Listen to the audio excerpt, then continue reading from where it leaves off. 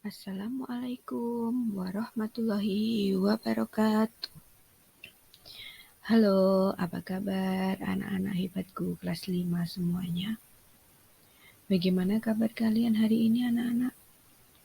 Oke, alhamdulillah semua sehat ya. Semuanya masuk semua dalam keadaan sehat walafiat. Jangan lupa selalu meningkatkan rasa syukur kita kepada Allah Subhanahu wa Ta'ala dengan mengucapkan lafaz Alhamdulillahirabbil alamin. Baik anak-anak, hari ini kita akan belajar di tema 3, yaitu makanan sehat di sub tema 1, bagaimana tubuh mengolah makanan. Apakah anak-anak hari ini siap untuk belajar? Oke, terima kasih. Semoga apa yang kita pelajari hari ini bermanfaat. Anak-anak, marilah kita menuju ke materi yang pertama. Yang pertama yaitu organ pencernaan manusia. Di dalam pencernaan manusia, itu ada beberapa organ yang berfungsi untuk mencerna makanan. Yang pertama, ada mulut, kemudian ada kerongkongan, kemudian ada lambung, ada usus halus, usus besar, kemudian yang terakhir adalah anus. Makanan masuk melalui mulut manusia. Nah, mulut itu ditunjukkan oleh anak panah yang ada di gambar. Coba dicari. Iya, yang paling atas, betul. Kemudian yang kedua, setelah makanan masuk melalui mulut, dikunyah. Setelah ada proses pengunyahan, masuk ke dalam kerongkongan. Nah, setelah menuju kerongkongan, makanan akan diolah atau diproses melalui lambung. Nah, lambung ini ada di dalam perut manusia, anak-anak ya. Iya, tidak terlihat dari kasat mata. Kemudian setelah lambung, makanan akan menuju usus halus untuk makanan yang baik atau akan disalurkan seluruh tubuh menjadi tenaga. Yang berupa sisa itu akan dibawa ke usus besar. Nah, setelah ke usus besar, barulah akan dibawa ke anus dan dikeluarkan berupa sisa-sisa makanan yang tidak bermanfaat untuk tubuh manusia. Baik, kita akan membahas satu persatu yaitu dari mulut. Nah, itu ada gambar mulut ya. Ada gambar gigi manusia. Ayo, coba diperhatikan. Akan Budini sampaikan materi tentang mulut ya.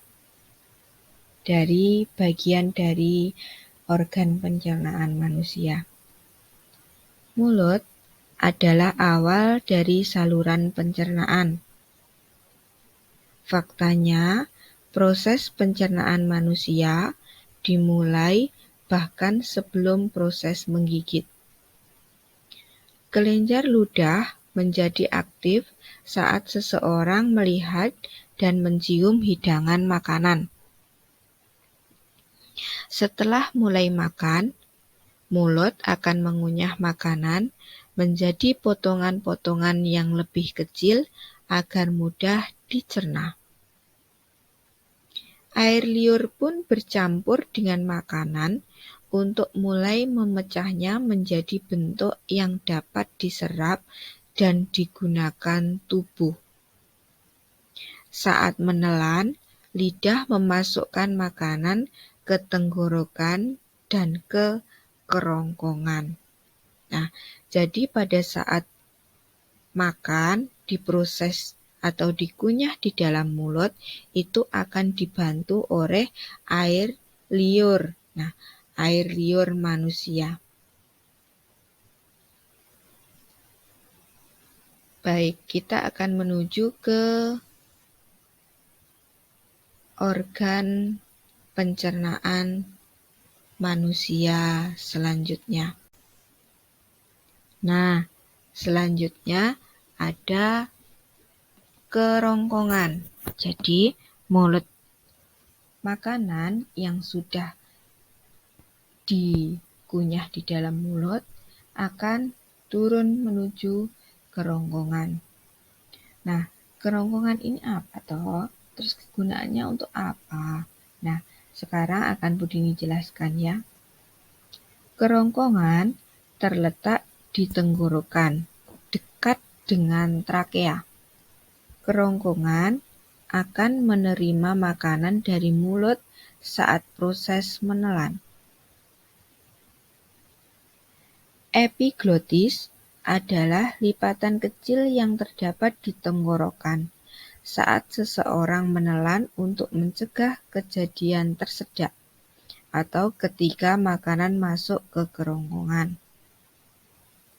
Serangkaian kontraksi otot di dalam kerongkongan yang disebut peristaltik mengantarkan makanan untuk menuju ke perut. Tetapi pertama-tama otot mirip cincin di bagian bawah kerongkongan yang disebut sphincter esophagus bagian bawah harus rileks terlebih dahulu untuk membiarkan makanan masuk. Sphincter kemudian berkontraksi dan mencegah isi perut mengalir kembali ke kerongkongan. Nah, inilah anak-anak fungsi dari kerongkongan manusia. Nah, setelah ke kerongkongan, makanan akan dibawa lagi kemana, Bu? Iya, baik. Makanan akan diolah menuju lambung. Nah, selanjutnya, lambung ini apa? Dan kegunaannya untuk apa? Sekarang anak-anak perhatikan ya. Lambung adalah organ berongga atau wadah yang berfungsi untuk menyimpan makanan saat sedang dicampur dengan enzim pencernaan. Enzim ini melanjutkan proses memecah makanan menjadi bentuk yang dapat digunakan. Sel-sel di dalam lapisan lambung akan mengeluarkan asam kuat dan enzim kuat yang bertanggung jawab untuk proses pemecahan makanan.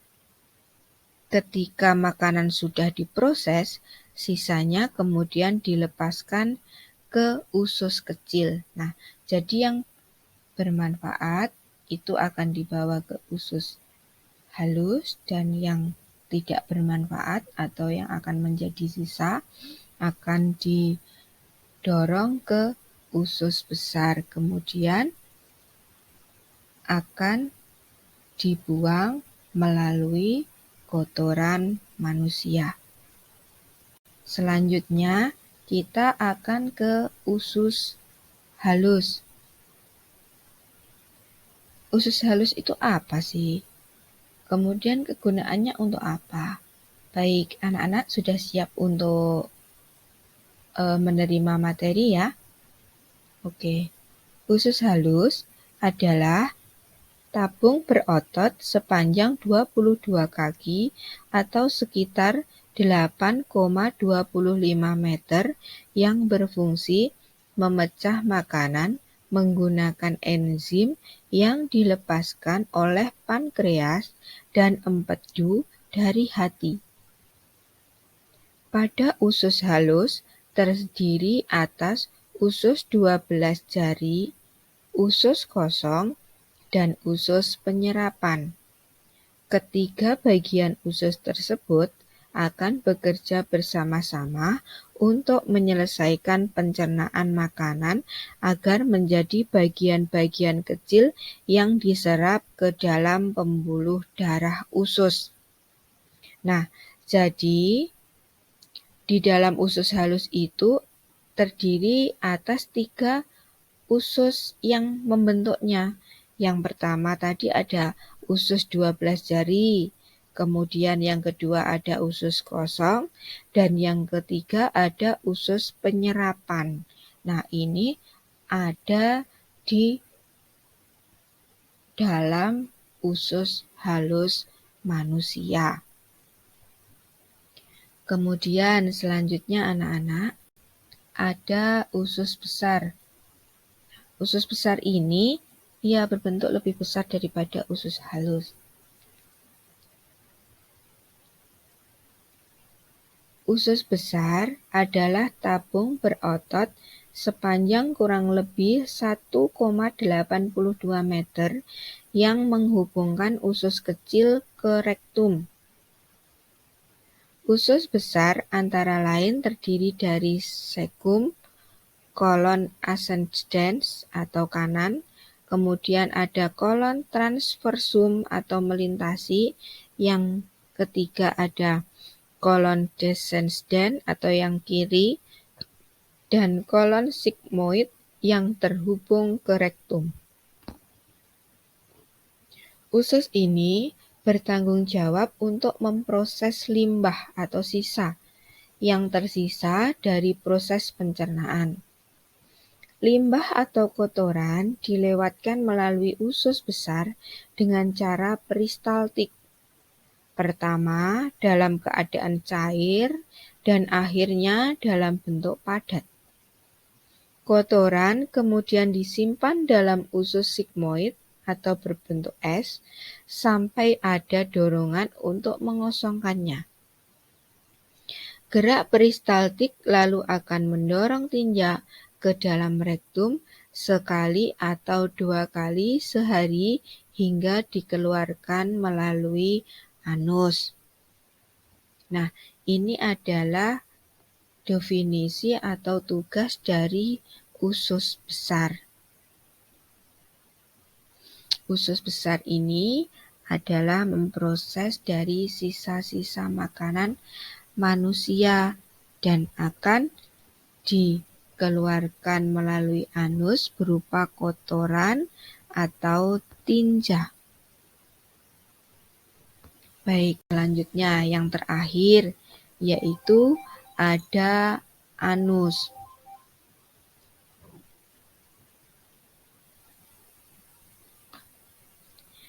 Anus adalah bagian terakhir dari saluran pencernaan. Organ ini berbentuk saluran sepanjang 2 inci atau 5,08 cm yang terdiri dari otot-otot dasar panggul dan 2 sphincter anal, yaitu internal dan eksternal. Anus dikelilingi oleh otot-otot sphincter yang penting dalam memungkinkan mengontrol pengeluaran tinja. Otot dasar panggul menciptakan sudut antara rektum dan anus yang dapat menghentikan tinja keluar ketika itu tidak seharusnya.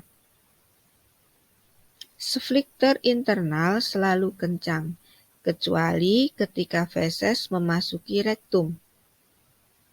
Hal ini berfungsi agar seseorang bisa mencegah buang air besar atau BAB tanpa disadari ketika tidur atau tidak menyadari kehadiran feses.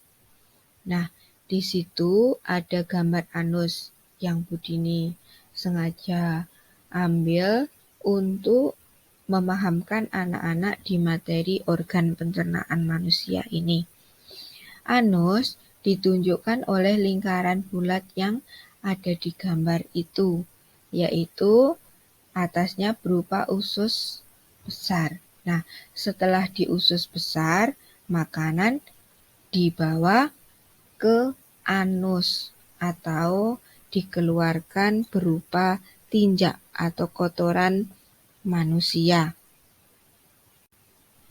Baik anak-anak, demikian adalah materi yang dapat Bu Dini sampaikan untuk organ pencernaan manusia. Semoga materi ini bermanfaat untuk kalian semua di kehidupan sekarang, nanti, dan untuk masa depan kalian. Semoga cita-cita kalian diijabahi oleh Allah Subhanahu wa Ta'ala. Jangan lupa selalu belajar, tetap menghormati manusia, tetap menghormati orang tua, dan jangan lupa menjadi anak yang selalu berguna untuk masyarakat, orang tua, dan selalu menyayangi teman-teman di sekitar kalian. Akhirnya, terima kasih. Wassalamualaikum warahmatullahi wabarakatuh.